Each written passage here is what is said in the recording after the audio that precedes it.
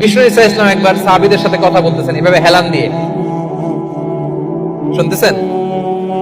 বিশ্বনবী হেলান দিয়ে বলেন, আলা উনাব্বিউকুম বিআকবারিল কাবায়ের, সবচেয়ে বড় কবিরা গুনাহ কোনটা তোমরা জানো নাকি? সাহাবারা বললেন, আপনি সবচাইতে ভালো জানেন ইয়া রাসূলুল্লাহ, আপনি বলেন। বিশ্বনবী বলেন, সবচাইতে বড় কবিরা গুনাহ আল্লাহর সাথে শিরক করা, হেলান দিয়ে। 2 নম্বরে উকুকুল ওয়ালিদাইন, মাতা পিতার অবাধ্য হওয়া। 3 নম্বরটা যখন বলবেন হেলান থেকে উঠতে দিবেন, সিরিয়াস। 3টা কবিরা গুনাহ তোমাদের বলবো না, বলেন। 2টা বলছে হেলান দিয়ে, একটা হচ্ছে আল্লাহর সাথে শিরক করা, 2 নাম্বার হচ্ছে মাতা পিতার অবাধ্য হওয়া। 3 নম্বরটা যখন বলবেন, ওয়াকানা মুত্তাকিয়ান, তিনি হেলান দেওয়া ছিলেন, ফাজালাসা, সিরিয়াস হয়ে বসলেন। এরপরে বললেন, আলা ওয়া কওলুজ জুর, আলা ওয়া শাহাদাতুজ জুর, সাবধান, মিথ্যা বলো না, মিথ্যা সাক্ষী দিও না, মিথ্যা সাক্ষী দিও না, মিথ্যা সাক্ষী দিও না। বিষ্ণু নবী বলতেই লাগলেন। কতবার যে